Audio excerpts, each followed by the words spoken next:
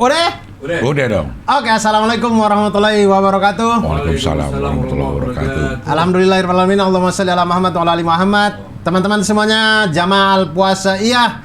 Kembali lagi berjumpa di Ngabdur Ramadan di Kultum Kuliah Tunggu Maghrib bersama saya Abdul Arsad dan juga Cing Abdel Ahrian.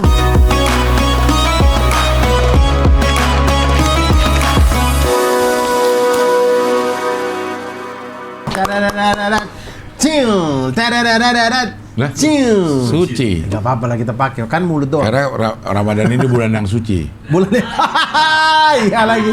Iya. Saya gak kepikiran sampai sana loh. Oh enggak ya? Saya gak kepikiran sampai sana. Saya asal aja. Tapi pas juga ya. Ramadan ini bulan yang suci. Bulan yang suci, bulan yang penuh berkah, bulan penuh pengampunan, bulan dilipat gandakannya pahala. Ya. Bulan apa ya? Bulan di saat Mamat diikat. Setan dong Mamat. Yo, puasa-puasa masih aja ngomongin orang. Enggak. Mamat tuh saudara. Saudara. Itu bercandanya yang begitu. Iya. Tapi di mana sih Mamat sekarang? Kurang tahu sih. Ya. Tapi kita sudah puasa hari ke-8 nih. Oh sekarang ya? Sudah. Udah ke-8? Sudah ke-8, episode 8 hari ini. Oh 8, ya. Tapi lo ngerokok? Heh? Itu kayak ada asap di belakang? Nggak ada. Nggak ada. Ya. Masa sih ada asap? Iya. Kita syuting masih di bulan Saban. Iya. Tapi insya Allah suasananya sudah Ramadan. Karena sebenarnya dari Rajab itu kan Rajab, Saban. Rajab kejauhan kayaknya. Iya tidak, maksudnya kan ada doa Rasulullah SAW yang paling terkenal. Allahumma barik lana, Allahumma balikna fi Rajab. Allahumma barik lana fi Rajabana wa Sya'bana wa balikna Ramadana. Nah itu dia. Iya. Berkahi bulan Rajab dan bulan Sya'ban dan sampaikanlah kami di bulan Ramadan. Rasulullah SAW itu mempersiapkan bulan Ramadan itu dari Rajab. Iya. Dari Rajab. Sahabat bahkan berpuasa. Iya. Sunnah itu kemudian diikuti oleh brand-brand. Hah? Brand-brand dari bulan Rajab sudah mempersiapkan konten apa ya Ramadan. Iya. Marjan terutama. Iya. Kenapa sirup jadi Marjan yang ini ya? Yang jadi kayak wah udah ada iklan Marjan nih. Wah dekat Ramadan gitu. Iya. Karena kalau sirup ABC lebih dekat ke Idul Fitri. Orson. Orson tuh merek loh. Merek. Oh, Orson itu merek. Orson itu merek zaman dulu katanya. Oh, kalau saya tidak tahu, pokoknya sirup ABC. Kita sebut Orson. Di Kupang sebutnya Orson. Karena bentuk botol yang seperti itu. Bentuknya bentuk botol Orson juga ya? Iya, bentuk botol Orson. Oh. Gitu. Ya. Oh, langsung nyari Orson. Orson Welles. Oh, bukan. American rock band Orson. American rock band malah. Iya. Adalah Orson lah zaman dulu lah. Wah, Orson minuman kalau mau. Tambahin minuman. Coba Orson minuman. Keluarnya mungkin sirup ABC. Orson tetap dia yang keluar. Tetap iya. Bing man. Ini Bing. Ya. Oke lah itu Orson kayak apa kayak gitu. Ya, itu.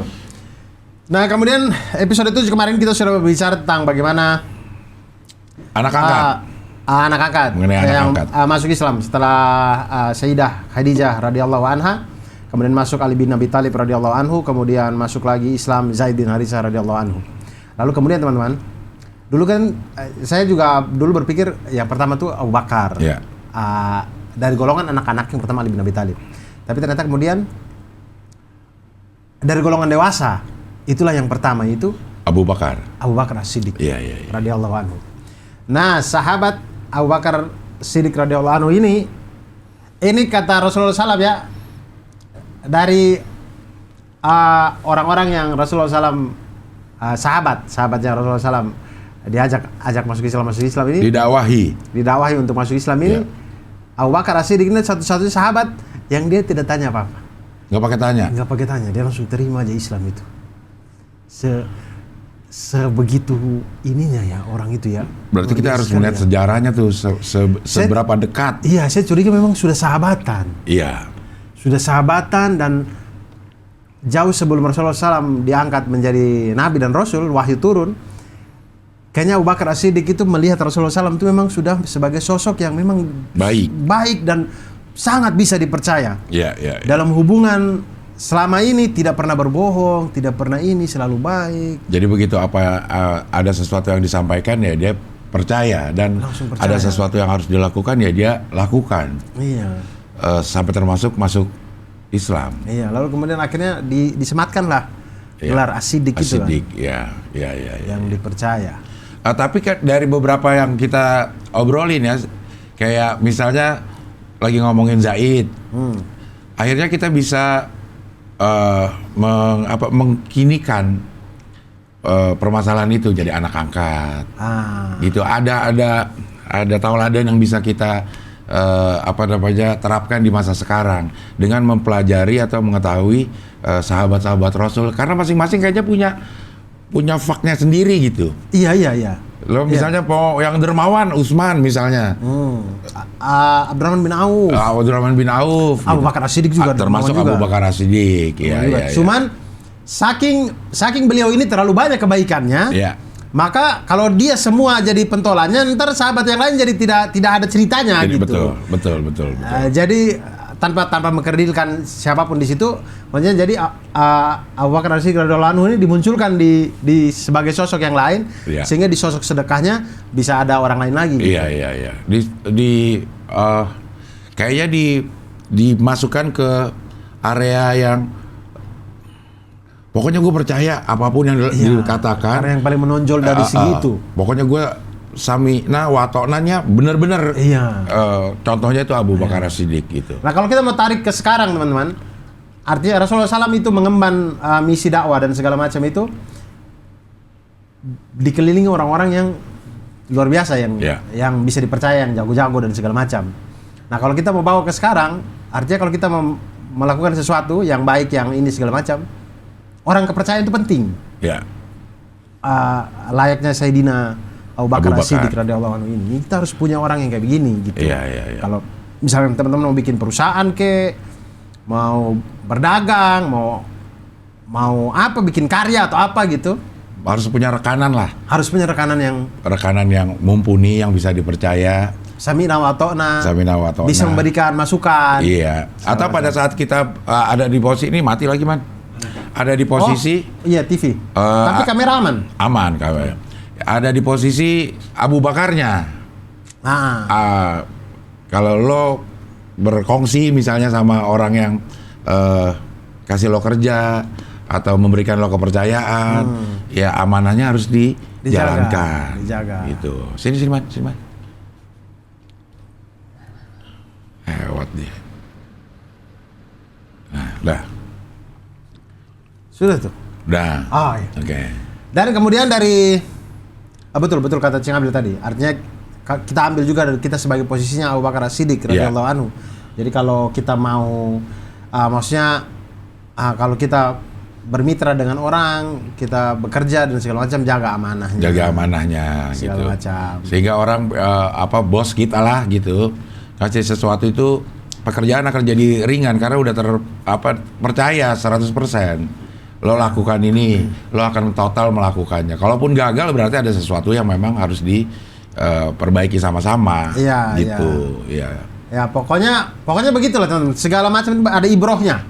Ada hikmah yang bisa kita ambil. Betul. Kemudian dari sahabat Abu Bakar As-Siddiq radhiyallahu anhu ini, kan beliau kan ikut membantu Rasulullah SAW. Dakwah. Ngobrol.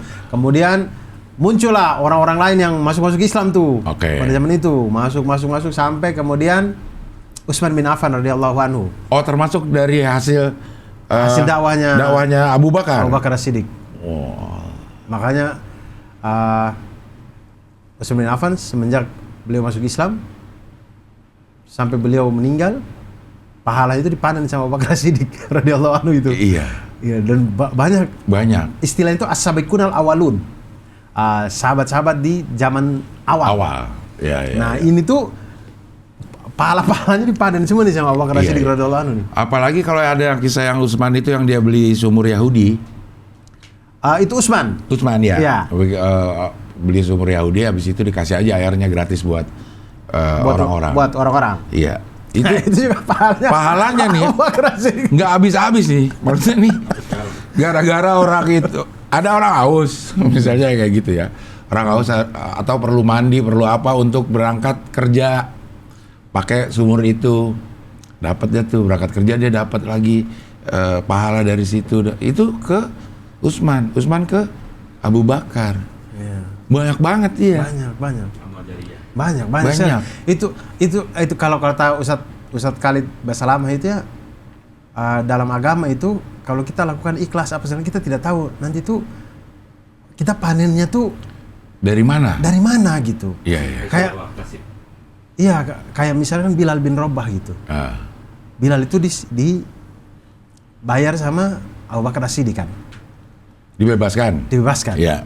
Dimerdekakan. Nah itu kemudian beliau menjadi muazin pertama. Yang sekarang 24 jam tidak pernah berhenti itu azan. Jumlah miliaran mungkin masjid di dunia ini, itu dengan lafadznya itu lafadz yang Bilal sering ucapkan. Bilal dapat pahala juga. Nama Bilal itu disebut terus di dalam masjid. Bahkan dijadikan profesi. Iya. Bilal itu profesi padahal setiap kali nama Bilal disebutkan di masjid dapat pahala. Iya. Dapat pahala juga beliau. 24 jam, Dur, kalau kita hitung-hitung. Itu. Maksudnya kita maghrib di sini kan sama maghrib di Bandung beda. Azan juga tuh. Iya. Maghrib di Jakarta 3 menit kemudian di Lampung. Iya.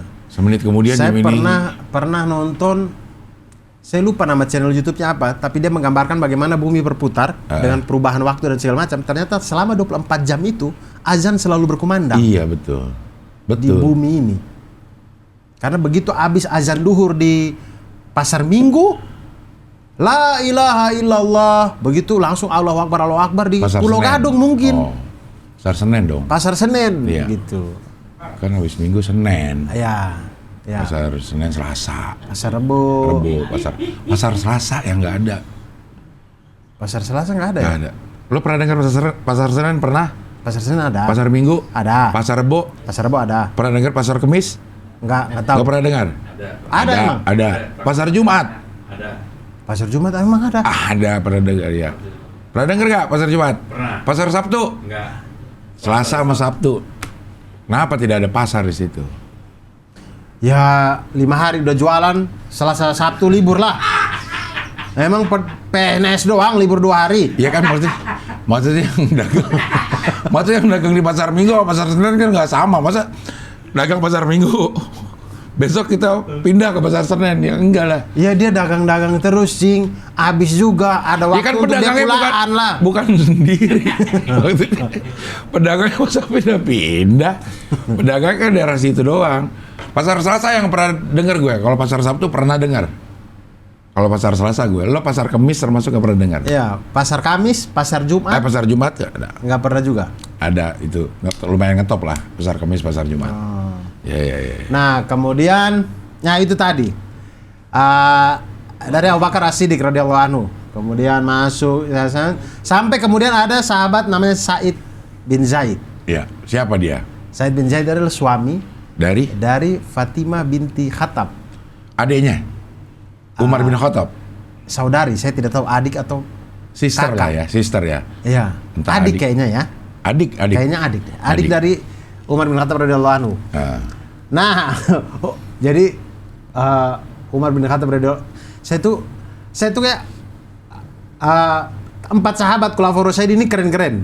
Ya. Keren-keren. Tapi kalau udah ambil yang keren banget gitu. ya kalau ngefans banget, saya tuh ngefans banget sama Umar bin Khattab itu. Ngefans banget saya nggak tahu kenapa ya. Beliau itu kan wah inilah jago berkelahi. Iya. Jagoan lah. Iblis setannya pada muter kalau Iya, di iya. gang Iya. ini dia lebih baik muter. Iblis takut ketemu Umar itu takut. Iya. Nah, beliau ini ketika belum masuk Islam, ceritanya Rasulullah SAW tuh dakwanya sudah mulai banyak lah, Ya. mulai banyak orang yang ikut. Meresahkan Mekah lah, status quo, meresahkan status quo. Meresahkan status quo. Di rumahnya Arkom. Ya. Yang sekarang kemudian namanya jadi Darul Arqam. Darul Arqam. Namanya Arqam siapa gitu? Arqam radhiyallahu anhu gitu lah ya. Nah kemudian Umar bin Khattab nih pengen susah ini Muhammad ini saya bunuh aja deh. Wah, jalan dia mau ke Darul Arqam sana gitu. Ketemu sahabat-sahabat yang lain. Umar, lihat dia mungkin pegang pedang, muka marah gitu. Mau kemana Umar? Saya mau mana? Itu apa? Muhammad mana? Saya mau bunuh. Saya bunuh dia aja biar masalah di Mekah ini selesai gitu. Lalu kemudian sahabat-sahabat itu karena tahu Umar kalau dilawan kurang bisa, mereka bisanya bagaimana nih mengubah tujuannya biar dia gak ke Darul Arqam. Kemudian diubah bilang, ada hal yang sebenarnya lebih mengejutkan. Sebenarnya itu daripada kamu bunuh Muhammad, mending kamu urus adikmu dulu deh. Adikmu itu udah ikut agamanya Muhammad tahu. Nah kemudian si Fatimah dan suaminya. Akhirnya Umar belok lah. Belok gak jadi ke Darul Arqam, pergi ke rumah saudarinya. Ya. Ke rumah saudarinya, di sana dia ceritanya ngendap-ngendap gitu. Kemudian dia dengar lah ada suara-suara dari dalam rumah. Suaranya Said bin Zaid radhiyallahu anhu dengan Fatimah binti Khattab radhiyallahu anha. Lagi ngobrol-ngobrol atau bagaimana gitu, dia bisik-bisik gitu. Kemudian dia dengar kayaknya ini ucapan-ucapan yang saya tidak pernah dengar gitu. Kemudian masuk, mereka langsung kaget, diam.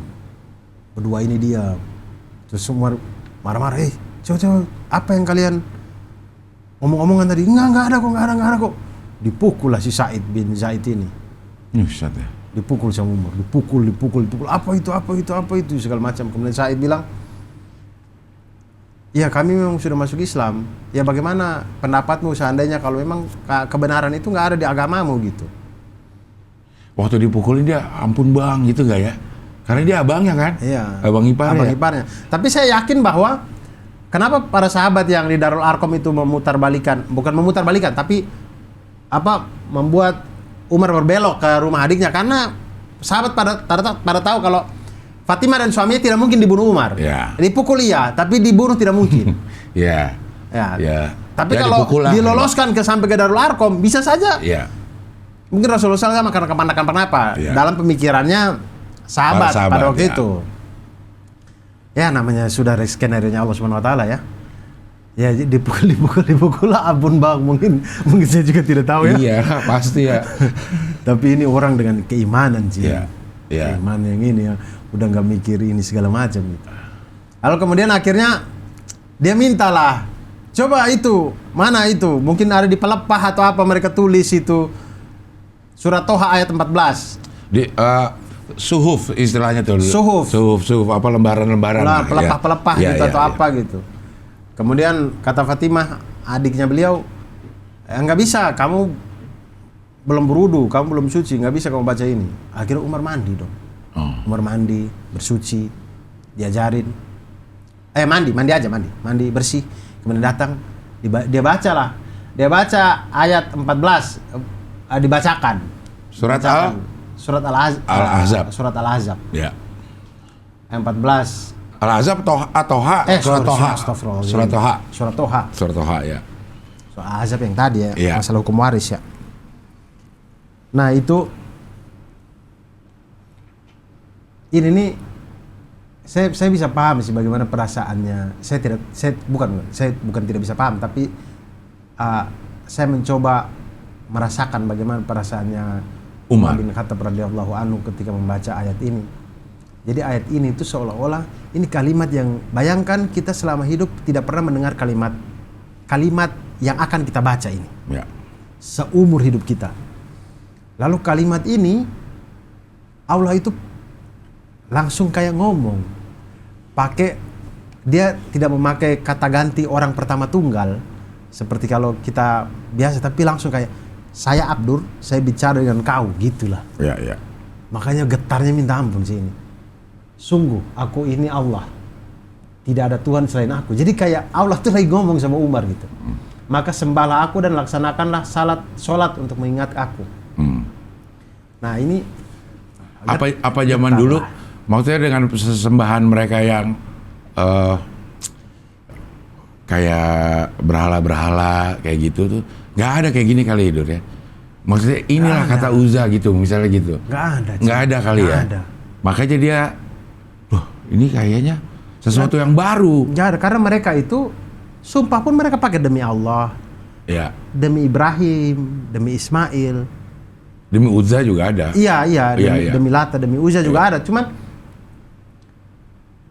mereka tuh kan menganggap Lata dan Uzza itu perwaliannya lah. Maksudnya kalau kita sembah Lata dan Uzza itu sama saja kita sembah Allah gitu. Iya. Jadi tidak pernah ada perkataan Lata mengatakan ini, Uzza Tidak ada. Ya. Mereka tahu Tuhan itu adalah Bukan yang itu. bukan yang itu, Tuhan semesta alam, tapi Iya. mereka sekutukan. Iya. Sekutukannya. Itu masanya jahiliyah itu. Iya. Dengarlah yang ini.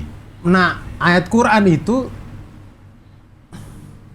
kalau kita belajar bahasa Arab pasti kita akan paham sih rasanya. Tapi saya tuh mencoba merasakan ini. Maksudnya bayangkan tatanan bahasa Indonesia ini, lalu kita mendapatkan satu buku yang bahasa Indonesianya dari awal sampai habis itu semuanya indah gitu. Yang kita tidak pernah mendengar siapapun bikin. Ya. Kan kalau kita baca buku-buku puisi ya, Joko Pinurbo atau Sapardi Djoko Damono. Pramono. Joko Pramono.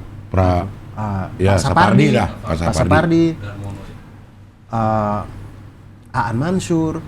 Kadang kita ketemu kalimat-kalimat yang mirip. Mirip ya. Yang kosakata ini sudah dipakai di sini, sudah dipakai di buku ini juga. Mas, ini Al-Quran nggak sama sekali. Makanya ada juga kan ayat-ayat lo coba bikin.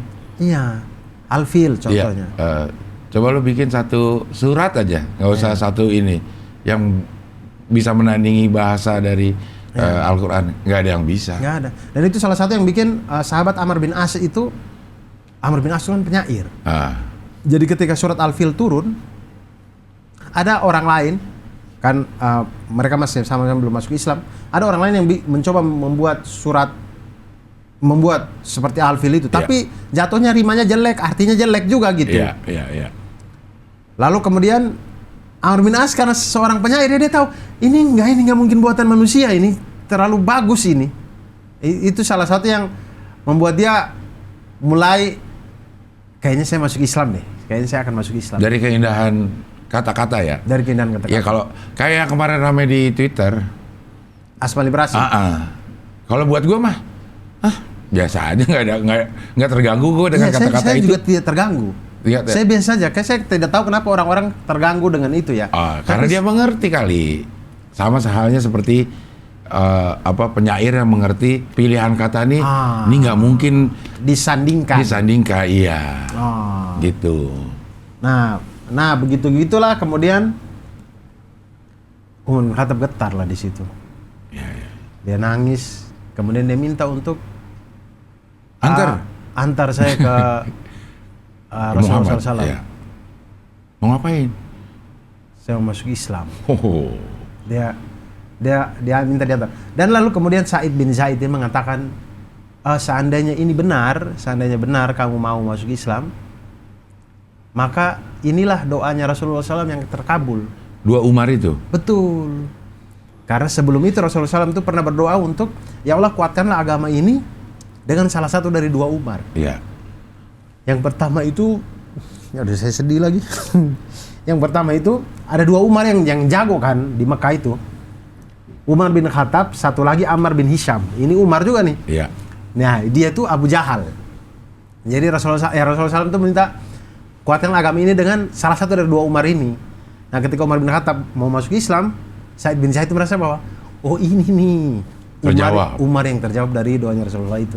Iya. Lalu masuklah Umar bin Khattab radhiyallahu anhu masuk dalam Islam.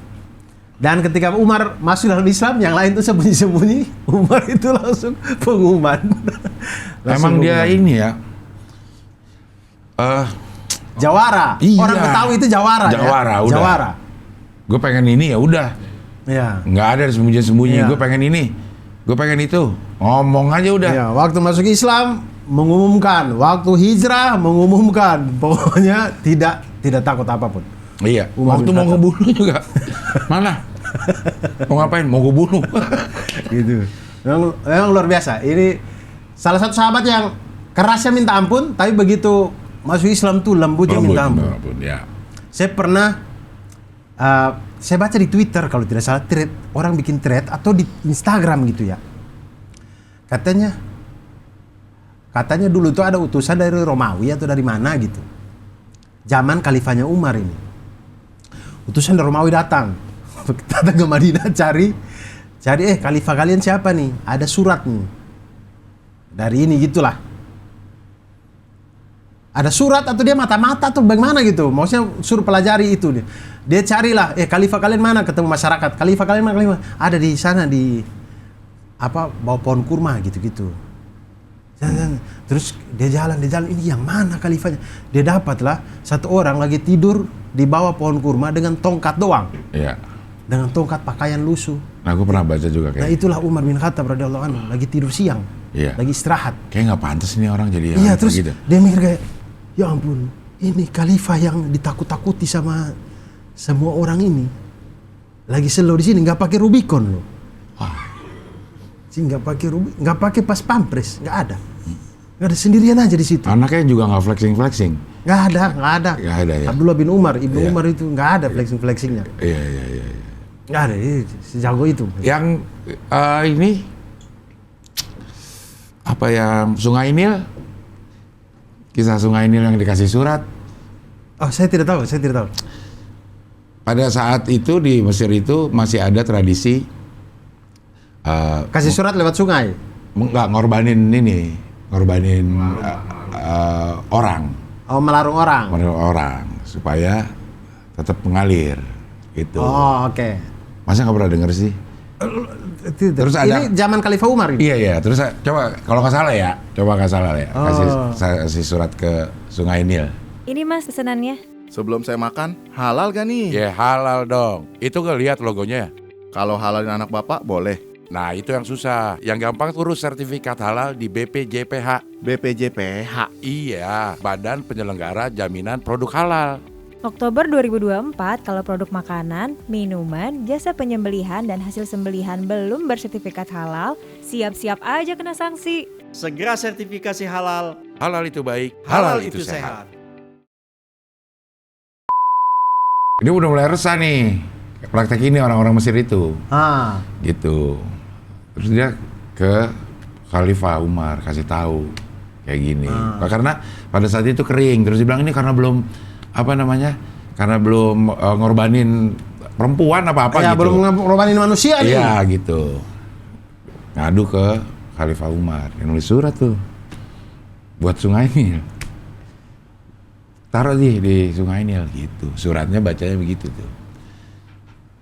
Oh, dari hamba Allah Amirul Mukminin Umar bin Khattab. Amba'du, jika kau Sungai Nil mengalir karena dirimu, maka janganlah engkau mengalir. Terus selanjutnya apa tuh? Ya artinya kalau lo mengalir. Itu tuh. Namun jika yang mengalirkanmu adalah Allah, maka mintalah kepada Allah yang Maha Kuasa untuk mengalirkanmu kembali. Iya. Nah ini gubernurnya Amr bin As di Mesir pada waktu itu. Iya, jadi kalau emang lo ngalir memang karena perawan itu yang dikorbanin, nggak usah lo ngalir udah. Tapi kalau lo ngalir karena Allah ya udah lo ngalir. Ngalir. Sungai Nil, Dur. Dikasih surat. Masa sungai dikasih surat? Tapi ini sejarah loh. Itu bentuk dari bagaimana meluruskan umat. Iya. Mungkin karena ya bagaimanapun ada aja yang sepeninggal Rasulullah SAW yang mulai melenceng segala. Musailama bin Kadzab kalau tidak salah. Nabi palsu segala macam. Ya. Sama yang kisah ini juga Dur. Pas Umar juga bukan sih? Yang ada rumah Yahudi digusur mau dibikin masjid. Ya, yang kemudian dia kirim tulang dengan dia garis pakai pedang yang lurus. Udah gitu doang. Dikasih ke gubernur sana. Iya. Langsung. Jangan diotak-atik rumah Yahudinya itu. Iya.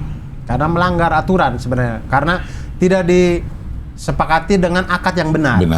Maksudnya orang itu merasa dirugikan, orang Yahudi itu, dan dia tidak rela, tidak ikhlas untuk memberikan tanahnya untuk dibangun masjid. Berarti tidak boleh. Ya. Karena mungkin masih ada sektor-sektor lain yang perlu diperhatikan selain membangun masjid. Aduh. Gak sopan sih kalau kita ngomong maneh. Astagfirullahaladzim. Bulan puasa jangan ya Allah. Tapi kan memang Kisah-kisah itu bisa kita tarik, Iya. Dur. Itu jadi tauladan kita Betul. gimana caranya. Maksudnya kisah-kisah itu tetap relevan. Relevan. Kayaknya tidak ada kisah sahabat, kisah Rasul yang tidak relevan sampai sekarang. Nggak ada, relevan sampai sekarang. Itulah kenapa makanya Nabi Muhammad SAW itu menjadi Nabi akhir zaman. Iya. Karena memang kejadian itu akan berulang sampai nanti kiamat ini. Dan kita pada saat kita menemukan masalah itu, kalau kita mengacu kepada apa yang dilakukan Rasul dan para sahabatnya, kayaknya aman penyelesaiannya gitu. Iya, iya. Aman penyelesaiannya. Yang saya salah satu cerita favorit saya juga ceritanya Umar bin Khattab radhiyallahu anhu itu ketika beliau mencium Hajar Aswad. Iya. Ketika beliau mencium jadi- Hajar Aswad, dia ngomong sama Hajar Aswad. Dia bilang, "Hai Hajar Aswad, saya melakukan ini karena Rasulullah menciummu. Sesungguhnya kamu ini sama aja seperti batu-batu yang lain, tapi kan Rasulullah menciummu, maka saya juga menciummu. Saya bukan menyembahmu, saya tetap menyembah Allah Subhanahu wa taala." Iya, iya. Itu tuh maksudnya kisah itu membuat kita jadi yakin gitu. Maksudnya kayak ada sahabat yang meluruskan gitu bagaimana posisi Hajar Aswad itu gitu. Iya.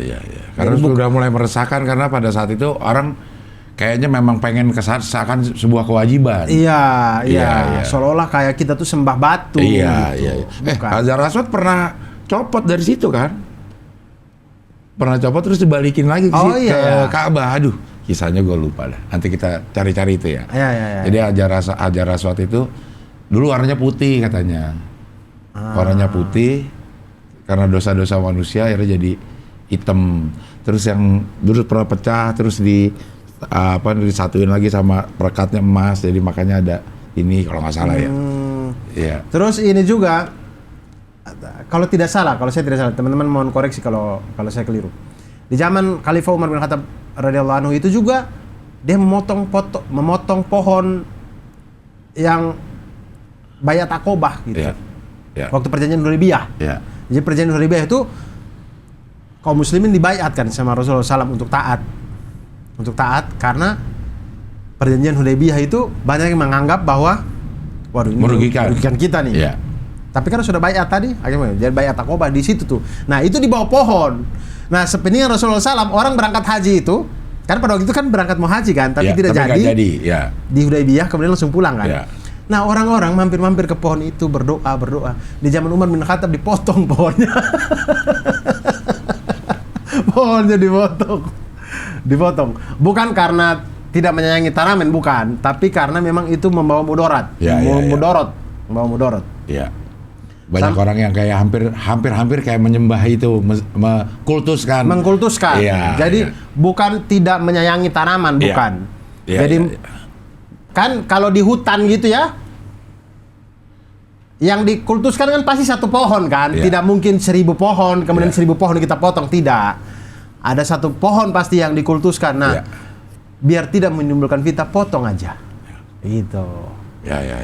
Bukan Padahal kita lagi ngomong Abu Bakar loh, karena lo ngefans sama Umar bin Khattab. Iya. Tapi karena ini Tapi kan bertalian. Bertalian ke Utsman. Nah, sampai Umar bin Khattab radhiyallahu anhu sepanjang hidupnya pahalanya juga dipetik, dituai juga sama Abu Bakar As-Siddiq radhiyallahu anhu. Jadi kalaupun kita ngomongin kehebatan Umar bin Khattab, ya itu tidak lepas dari Abu Bakar. Sejago itu loh. Abu Bakarnya ya. Iya, Abu Bakarnya. Iya. Makanya yang pernah saya bilang itu, yang saya pernah dengar khotib ngomong deh, satu pahanya Abu Bakar itu lebih berat daripada seluruh amalan umat Islam di dunia ini. Karena pernah digigit kalajengking saat menopang Nabi Muhammad SAW dan tidak bergeming sedikit pun. Karena nggak mau nanti ngebangunin. Nanti dibangunin. Iya. Orang-orang keren. Orang-orang keren. Sudah berapa menit ini? 30. 30 orang sudah keburu taraweh, Orang keburu taraweh. Teman-teman, tapi ingat, mau taraweh atau mau apapun gitu, isi tenaganya dulu dengan makan-makan yang manis-manis dan juga yang halal-halal. Karena nanti sejak Oktober 2024 teman-teman ya, seluruh makanan, baik itu hewan sembelihan maupun tempat penyembelihan, jasa dan segala macam, itu semuanya sudah harus bersertifikasi halal. Karena ada sertifikasi halal gratis saat di 2023 untuk pelaku UMKM yang bisa teman-teman ikuti dengan skema self declare. Anjay, self declare ya. Nah, ini semua teman-teman itu di mana, Cing? Gampang Ininya? itu, kalau mau daftar dari rumah juga bisa karena bisa lewat aplikasi pusaka namanya. Oh, iya. Nanti ada fitur daftar halal atau ke websitenya aja sekalian di ptsp.halal.go.id. Gratis untuk 1 juta sampai tahun Oktober 2023. Akhir Akhir 2023 ada 1 bukan? juta sertifikat Sertifikat yang gratis. yang gratis. Ya. Apalagi yang self declare, apalagi yang UMKM udah pasti gratis. Iya. Ya. Nah, itu teman-teman cek aja info lebih lanjutnya di IG-nya mereka di halal@halal.indonesia. Nah, di situ semuanya ada informasi persyaratan, caranya, langkah-langkahnya semuanya ada di situ. Teman-teman langsung baca aja di situ. Dan begitulah sudah 30 menit, silakan. Jadi kalau kita kelamaan nanti mengganggu, bukannya lagi menemani orang berbuka tapi mengganggu orang berbuka. Iya. Jatuhnya ntar. Ya. Ya baiklah teman-teman, saya Abdul Arsyad, selamat berbuka puasa. Saya Abdul Arsyad mohon pamit dan juga Abdul Aryan. dan sampai jumpa di kuliah tunggu maghrib berikutnya. Salam satu maghrib. Wassalamualaikum warahmatullahi wabarakatuh. Waalaikumsalam warahmatullahi wabarakatuh.